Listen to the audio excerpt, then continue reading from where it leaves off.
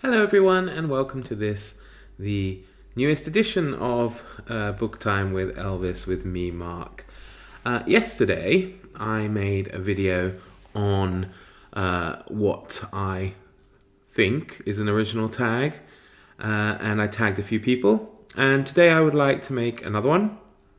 I started working on it yesterday because I had a few questions I couldn't put into the previous tag, so I thought I'd make one more. Don't worry, I'm not going to overcrowd the scene or anything. I promise this will be the last one for a little bit of time anyway. And I decided to call this tag a little literary tag. And I have 10 questions which I will answer. And then at the end of the video, I will tag 3 people that I would very much like to answer as well. So let's go right in there and have a look. So question number 1. Tolkien once said that cellar door is the most beautiful expression in English. What do you think is the most beautiful word or phrase in English, or for that matter, any language? I've chosen 2 words from English, and the first word I've chosen is mellifluous. Not very easy to say, but I like it. Mellifluous, it has a nice sound to it. It's definitely one of my favourite words, although one I struggle with sometimes to say, but when I think of other people saying it, it sounds lovely. And the other one is demure. I don't know why, it just has a lovely ring and sound to it, but I've gone for the word demure. Question number 2. What words in English do you find most amusing? There are loads of them, but again I've gone for 2 that make me chuckle on occasion, and one of them is kerfuffle. Kerfuffle, I think it just sounds very funny. And the other is nincompoop. I don't know, but this word cracks me up, nincompoop. And I'm sure, as I say, there are many such words in English as well, so I look forward to hearing what some of you say. Number 3, have you memorized any poems in full in order to whip them out and impress your friends? If so, which ones? Well, off the top of my head, the 2 that I know that I've memorized, one of them is the poem Invictus, and the other is Ada Wishes for the Cloths of Heaven. I can, on occasion, pull out a little bit of Catullus, Wilde, Kipling, etc., but not in full, usually. And yeah, I do it. I'm not going to lie, sometimes I do it to try and show off, but it doesn't, always work out that well, and people just think I'm a bit of a show-off. I will whip out from time to time a bit of Shel Silverstein for the kids, because I certainly learned 1 or 2 of his poems in my time. Number 4. Who or what do you consider to be an underrated or underappreciated author or book? For this, I've gone for a book, and the book is by the writer of my favourite book, and the book is 3 Men on the Bummel, and the writer is Jerome K. Jerome of 3 Men in a Boat fame. I think he suffers from what probably a lot of successful writers do, is they have 1 or 2 really major works that eclipses everything else. And obviously I would say, of course, 3 Men in a Boat is better, but 3 Men on the Bummel deserves much more attention than I think it gets, really. So it's also very humorous and following the continuing adventures of the 3 men from the boat book. Number 5. Which book do you consider to have the best or most memorable beginning? Well, the first thing that popped into my mind, like I'm sure for many of you would maybe have been something like, it's the best of times, worst of times, or last night I dreamt I went to Mandalay. But I thought maybe they would be too obvious, so I went with many years later, as he faced the firing squad, Colonel Aureliano Buendia was to remember that distant afternoon when his father took him to discover ice. That's always stuck with me from when I read 100 Years of Solitude. Gosh, must be 20 years ago. Next question. Number 6. Which book title best describes your life? For me, partly Great Expectations.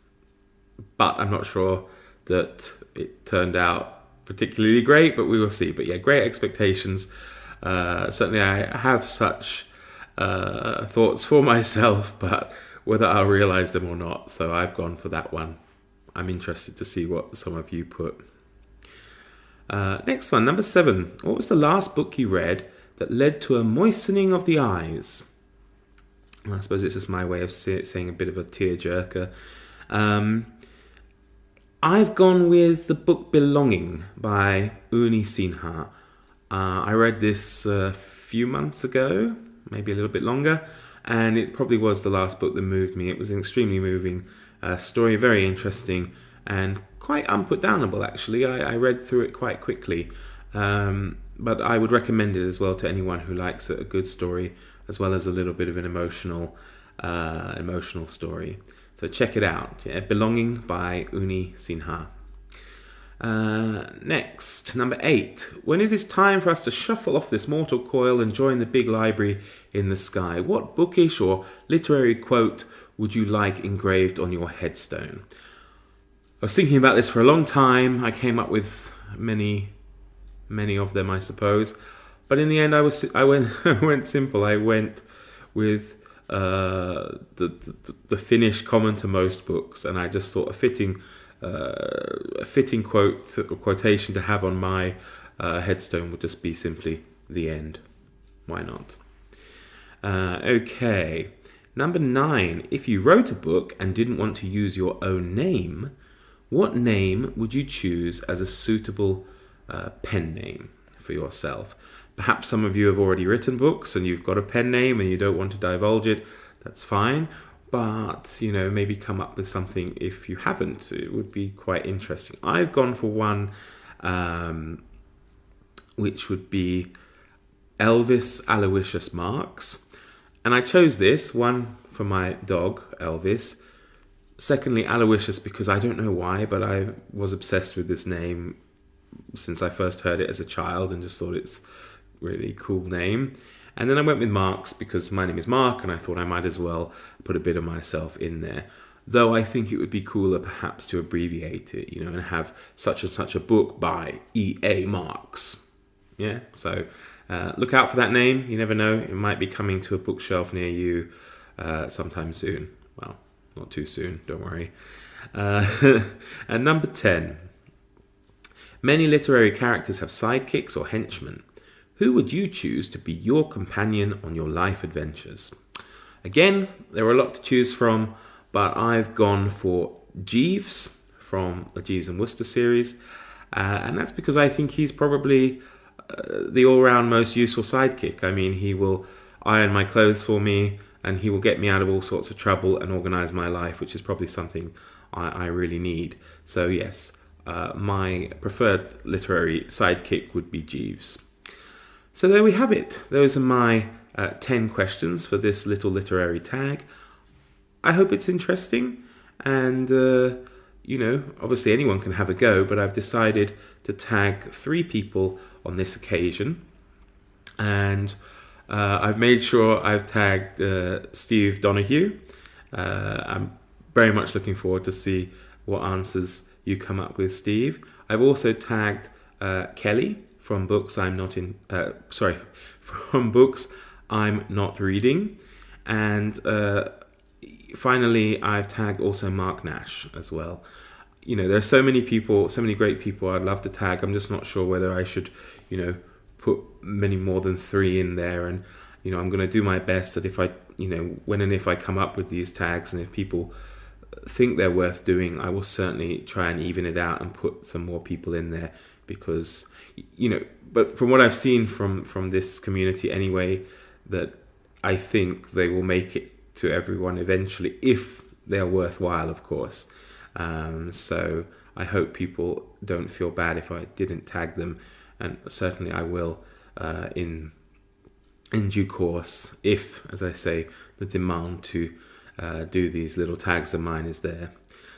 So thank you very much for taking the time to listen. It's been wonderful to see you all again, and I look forward to the next time. I hope you don't mind I've gone quite gung-ho over my first week on booktube, but I've been very excited and had a lot of ideas that I just wanted to kind of get out there. I probably will, of course, slow down over the coming weeks and not release almost every day as I'm doing now. But I certainly have a few more ideas and plans up my sleeve, and I hope very much you'll stay with me. So thanks again. Take care, stay safe and healthy, of course, and see you next time. All the best. Bye bye.